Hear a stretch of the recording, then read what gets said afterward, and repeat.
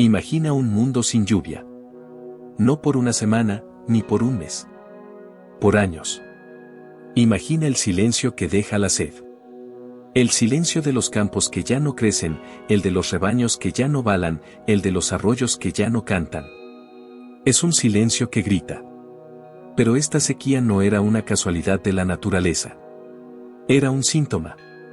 El reflejo en la tierra de una sequía mucho más profunda, una sequía en el alma de una nación. ¿Qué pasa cuando una nación entera olvida quién es? ¿Cuándo cambia su fe por promesas vacías y su verdad por dioses de piedra y madera? El rey Acab había permitido que este veneno se extendiera. Pero era su reina, Jezabel, la arquitecta de la ruina. Extranjera en esa tierra, había traído consigo a sus dioses, Baal, el dios de la lluvia y la prosperidad, Asera, la diosa de la fertilidad. Prometían riqueza, poder, placer. A cambio, solo pedían una cosa, todo. Y para asegurarse de que no hubiera competencia, Jezabel había ordenado una purga.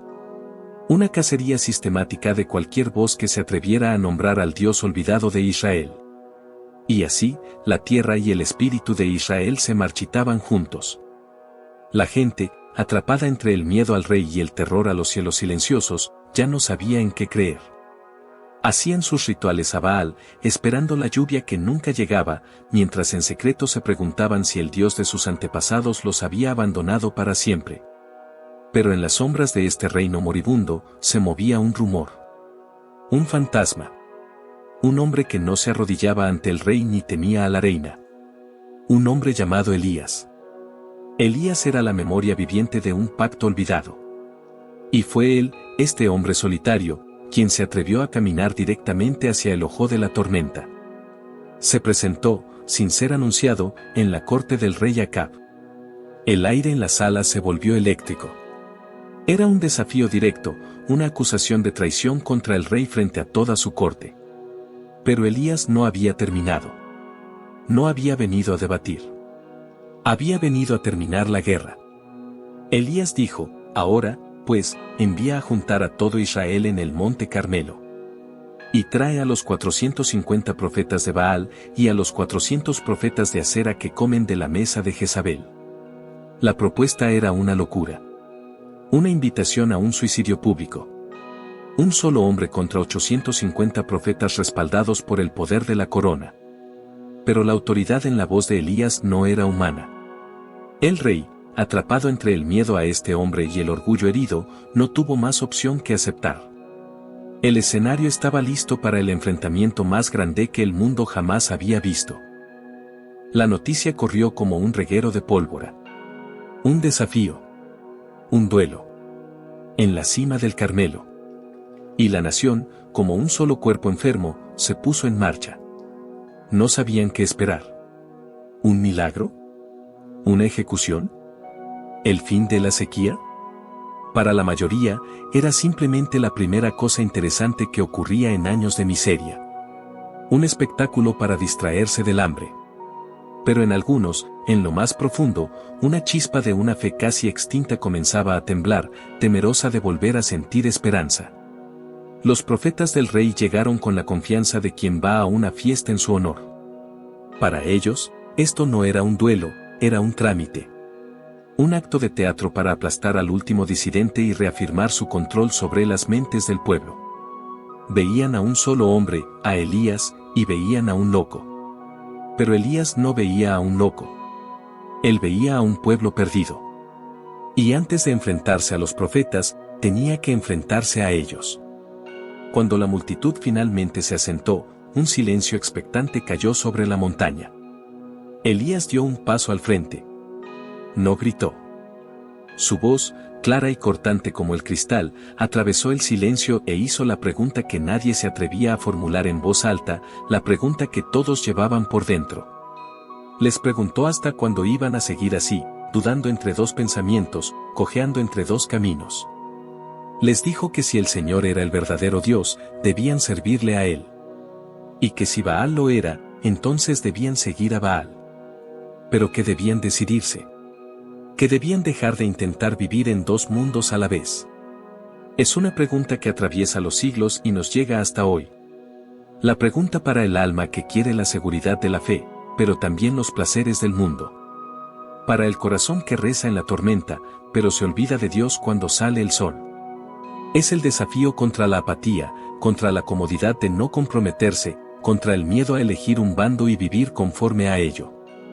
Y la multitud, expuesta en su propia indecisión, no respondió ni una sola palabra. El silencio fue su confesión. Viendo que sus corazones aún dudaban, Elías supo que las palabras ya no eran suficientes. Se necesitaban hechos. Se necesitaba una prueba innegable. Su rostro se endureció, pasando de la súplica a la acción, y les propuso el duelo final. Explicó las reglas, tan simples como brutales. Él era el único profeta del Señor que quedaba, mientras que los profetas de Baal eran 450. Les darían 2 bueyes. Ellos escogerían uno, lo prepararían en su altar, sobre la leña, pero no le prenderían fuego. Él haría lo mismo con el otro buey en su propio altar, y tampoco le prendería fuego. Entonces, ellos invocarían el nombre de su Dios, y él invocaría el nombre del Señor. Y la regla final, la que sellaría el destino de todos en esa montaña, era esta: el Dios que respondiera enviando fuego desde el cielo, ese era el verdadero Dios. Con un gesto, Elías les cedió el primer turno, recordándoles con una calma escalofriante que, después de todo, ellos eran más. El desafío había sido lanzado. El silencio de la multitud era absoluto. Todas las miradas se clavaron en los 450 profetas de Baal. El primer movimiento de esta partida de ajedrez divina les pertenecía a ellos. Y así, el gran espectáculo comenzó.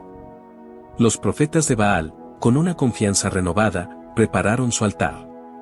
Cortaron el buey con precisión ritual, arreglaron la madera de una manera impecable. Era una demostración de orden, de poder, de cómo se debían hacer las cosas. Una vez que todo estuvo listo, se reunieron alrededor del altar. La montaña entera contuvo la respiración. Comenzaron su invocación al amanecer. Su llamado a Baal resonaba en los valles. La mañana avanzó, el sol comenzó a subir en el cielo, volviéndose más y más caliente. El sudor perlaba las frentes de los profetas, pero seguían cantando. La multitud observaba en silencio. 1 hora pasó. Luego 2. No hubo voz. No hubo respuesta. Al llegar el mediodía, la desesperación comenzó a filtrarse. El cántico se convirtió en un grito. La ceremonia se convirtió en un caos. Empezaron a saltar y a danzar alrededor del altar que habían hecho, un baile frenético y espasmódico, como si con el movimiento de sus cuerpos pudieran forzar una respuesta del cielo. Fue entonces cuando Elías, viéndolos en su histeria, les echó sal en la herida. Con un sarcasmo afilado, les gritó que segaramente su Dios estaba ocupado. Que gritaran más fuerte. Quizás, les sugirió, estaba en medio de una conversación importante o había salido de viaje. O quizás, simplemente, estaba dormido y necesitaban hacer más ruido para despertarlo. Sus palabras los llevaron al límite. Si los ruegos no funcionaban, si los gritos no bastaban, entonces ofrecerían algo más. Se ofrecerían a sí mismos. Era la última y más oscura carta de su fe, la creencia de que el dolor y la sangre podían comprar el favor divino. Se cortaron con espadas y con lanzas, siguiendo su macabro ritual, hasta que la sangre chorreaba sobre ellos. El aire se llenó con el olor metálico de la sangre y el sudor, y con los gemidos de un fervor demencial. Profetizaban, gritaban, colapsaban y se levantaban, en un trance de dolor y fracaso que se prolongó durante toda la tarde. Pero el cielo permaneció como el bronce. Indiferente. Silencioso. Su tiempo se había acabado. Su poder se había revelado como un fraude. El gran escenario del Carmelo, lleno por horas con su ruido y su furia, ahora quedaba en un silencio sepulcral. No hubo voz. No hubo respuesta.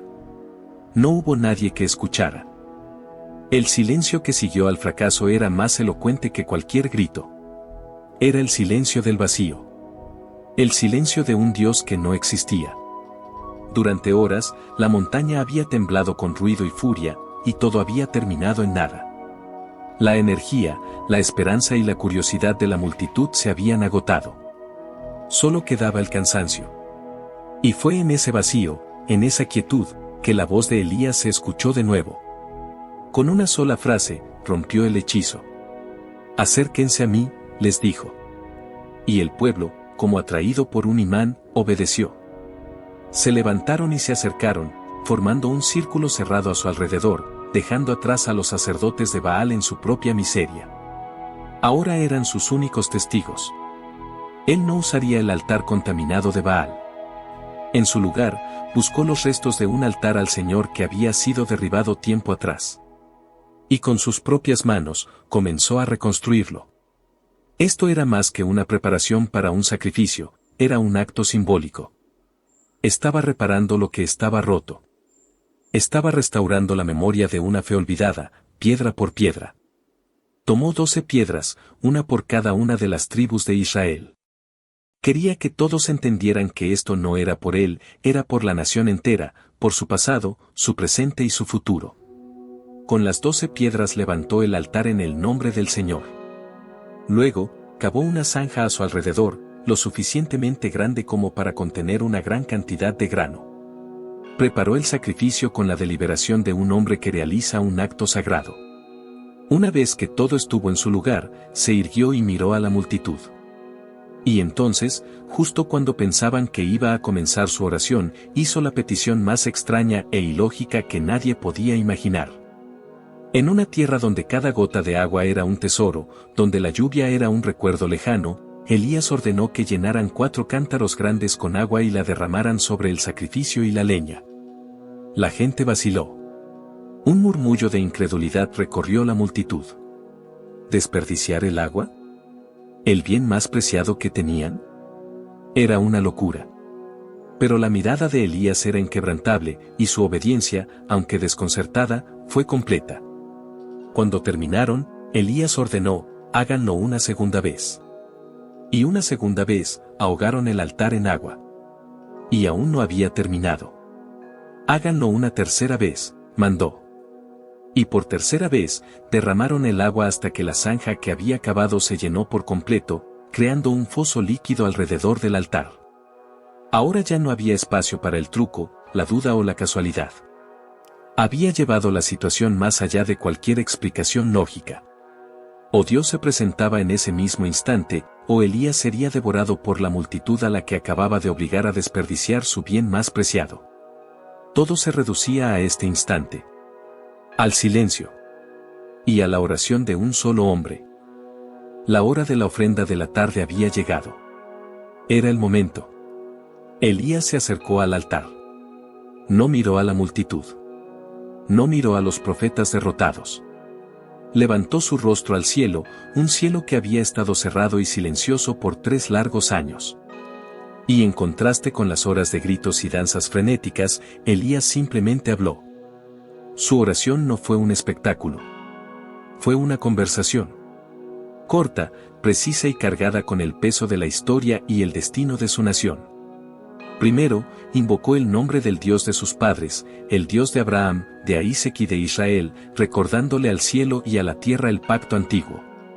Luego, se puso a sí mismo en su lugar, no como un mago, sino como un siervo, pidiendo que todo lo que estaba a punto de suceder sirviera para mostrar que él solo había seguido las órdenes de Dios.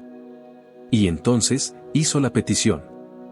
Le pidió a Dios que le respondiera. Pero el propósito de su petición, el corazón de toda su oración, no era para su propia vindicación. Le pidió a Dios que respondiera para que la gente allí presente, ese pueblo perdido y confundido, pudiera saber, de una vez por todas, que el Señor era el verdadero Dios. Le pidió una señal, no para probar su poder, sino para que Dios mismo volviera el corazón de su pueblo hacia él. Apenas la última palabra dejó sus labios. Entonces cayó fuego del Señor. No fue una chispa. Fue una consumación. El fuego devoró el sacrificio, consumió la leña, calcinó las piedras, quemó la tierra, y secó hasta la última gota de agua que había en la zanja. Un silencio de shock cayó sobre la montaña. Habían venido a ver un espectáculo. Habían presenciado lo imposible. Y en ese silencio, el miedo dio paso a la comprensión. Y la comprensión dio paso a la adoración. Y desde el suelo, desde el polvo, una sola frase surgió de miles de gargantas, una confesión que retumbó con la fuerza de un trueno: el Señor es el Dios. El Señor es el Dios. En un instante, el tablero de juego se había invertido por completo. El poder había cambiado de manos de una forma tan absoluta que era casi violenta. Los 850 profetas, que habían llegado esa mañana como la élite arrogante y protegida del reino, ahora estaban en el suelo, desarmados, expuestos y rodeados por una multitud cuya fe acababan de ver nacer en el fuego. Elías dejó que el grito de la gente se asentara. Dejó que la verdad penetrara en sus huesos. Y entonces, con la misma autoridad con la que había invocado el fuego, pronunció la sentencia. La celebración por la fe recuperada tendría que esperar. Antes de que la tierra pudiera sanar de la sequía, debía ser limpiada del veneno que la había causado. No era un acto de venganza, sino de cirugía espiritual. El cáncer de la idolatría tenía que ser extirpado para que la nación tuviera la oportunidad de vivir. Ordenó al pueblo que los capturaran, que no dejaran escapar ni a uno solo. Y la gente, que por años había sido pasiva y temerosa, actuó. Su nueva fe no era solo un sentimiento, se convirtió en una acción inmediata y decisiva. Se abalanzaron sobre los falsos profetas. Los gritos de súplica de los sacerdotes de Baal fueron ahogados por la determinación de una multitud que finalmente había elegido un bando. Mientras la justicia se ponía en marcha, Elías se volvió hacia la última figura de poder que quedaba en la montaña, el rey Acab. El rey había sido un espectador mudo y paralizado de su propia humillación. Había visto a sus dioses revelados como un fraude y a sus profetas capturados por su propio pueblo. Y con una calma que contrastaba con la conmoción del día, Elías le dio una nueva orden, una orden que sonaba tan imposible como la petición del fuego. Le dijo: sube, come y bebe, porque ya se oye el estruendo de una abundante lluvia.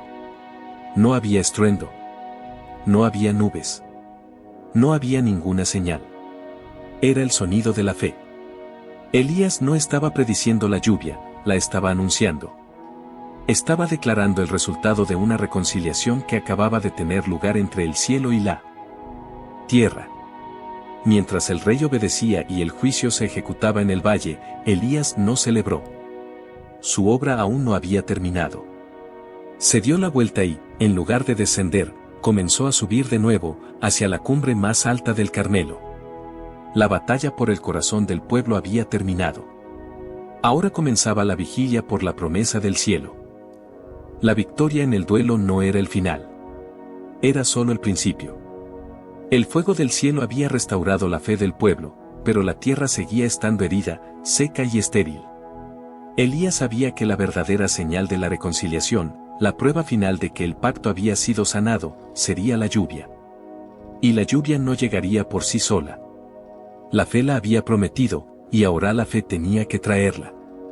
En esa cumbre, la batalla había pasado de lo público a lo privado, de lo visible a lo invisible. Sin levantar la cabeza, sin romper su concentración, Elías le habló a su criado, quien se había quedado con él. Le dio una orden simple. Le dijo que subiera un poco más y que mirara hacia el mar. El criado regresó. Su informe fue tan escueto como decepcionante. No hay nada, dijo. El horizonte estaba vacío. El cielo estaba despejado. No había ninguna señal. Y Elías, sin mostrar la menor duda, sin un ápice de frustración, simplemente le dijo: vuelve. Y el criado fue. Y regresó. Y la respuesta fue la misma: no hay nada. Esto es la fe en su forma más cruda. No es un sentimiento cálido. Es una disciplina. Es la terquedad de creer en una promesa cuando la realidad te grita en la cara que es imposible. Es la voluntad de seguir buscando la evidencia de lo que no se ve. 7 veces le ordenó que volviera. 6 veces la respuesta fue un eco del vacío. 6 veces, la fe de Elías se enfrentó a una realidad que no cedía. Y entonces, en el 7º viaje, el número de la perfección divina, algo cambió. El criado regresó corriendo, su aliento entrecortado por el esfuerzo y la emoción. Se paró ante Elías, que seguía sin moverse. Su voz temblaba al dar el informe. No era una tormenta. No era un frente de nubes. Dijo que veía levantarse del mar una nube. Una nube pequeña. Tan pequeña, dijo, como la palma de la mano de un hombre. Eso era todo. Una nube del tamaño de una mano. Para cualquiera, sería nada. Una mota en el cielo. Pero para Elías, era la señal. Era la primera gota de la inundación que venía. Y en un instante, la quietud se rompió. La vigilia terminó. Y comenzó la urgencia. Le ordenó a su criado que corriera, que descendiera de la montaña y encontrara al rey Acab. Que le diera un mensaje urgente de su parte: unce tu carro y desciende, para que la lluvia no te detenga. Una nube del tamaño de una mano. Una advertencia de un diluvio inminente. El rey fue avisado de que huyera de una tormenta que aún no existía. La fe había visto la promesa, y ahora la realidad tendría que apresurarse para ponerse al día. Una nube del tamaño de una mano. En el lenguaje del cielo, era más que suficiente. Mientras el criado corría para entregar su advertencia, esa mota insignificante comenzó a transformarse. No creció. Se multiplicó. Se expandió con una velocidad antinatural, como si una mano invisible estuviera descorriendo un velo oscuro sobre el firmamento. En un abrir y cerrar de ojos, los cielos se oscurecieron con nubes y viento. El rey Acab, al recibir el mensaje, apenas tuvo tiempo de mirar hacia arriba y ver la tormenta materializándose de la nada antes de saltar a su carro, gritando a su conductor que se apresurara.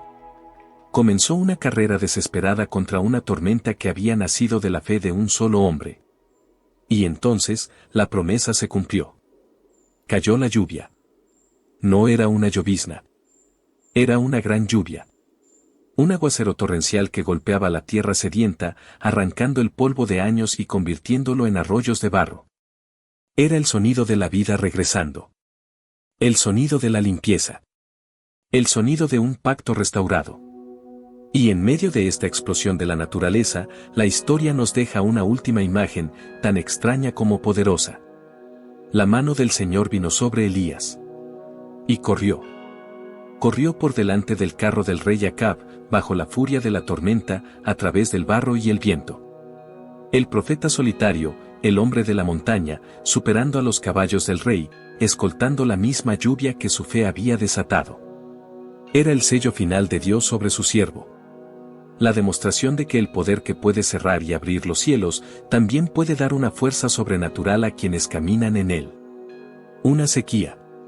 Un altar. Una oración. Y una nube del tamaño de una mano. La historia de Elías en el Carmelo es más que una crónica antigua. Es un recordatorio eterno del poder de la convicción. Nos enseña que los sistemas más corruptos pueden ser desafiados, que la duda de la multitud puede ser vencida, y que el silencio del cielo puede ser roto por una fe persistente y terca. Y esa es la pregunta que esta historia deja flotando en el aire, mucho después de que la lluvia ha cesado. ¿Cuáles son las sequías en nuestras propias vidas? ¿Quiénes son los 850 profetas de la duda, el miedo o la apatía que nos gritan que nos rindamos? Y tenemos el coraje de buscar en nuestro horizonte esa pequeña señal de esperanza, esa nube del tamaño de una mano, y creer que es el preludio de una tormenta de bendiciones? Nos encantaría leerte en los comentarios. ¿Qué parte de esta historia te impactó más? ¿El fuego consumidor en el altar, o la pequeña nube de esperanza en el horizonte? Si crees que el mundo necesita más historias como esta, sobre una fe que no se rinde y que se atreve a desafiar lo imposible, únete a nuestra comunidad. Suscríbete y activa la campana para que juntos podamos seguir explorando estas crónicas de poder y propósito. Y finalmente, si conoces a alguien que está en su propia vigilia, esperando una señal, por pequeña que sea, compártele este video. Quizás sea el recordatorio que necesita de que las promesas más grandes, a veces, comienzan como una nube del tamaño de la palma de una mano.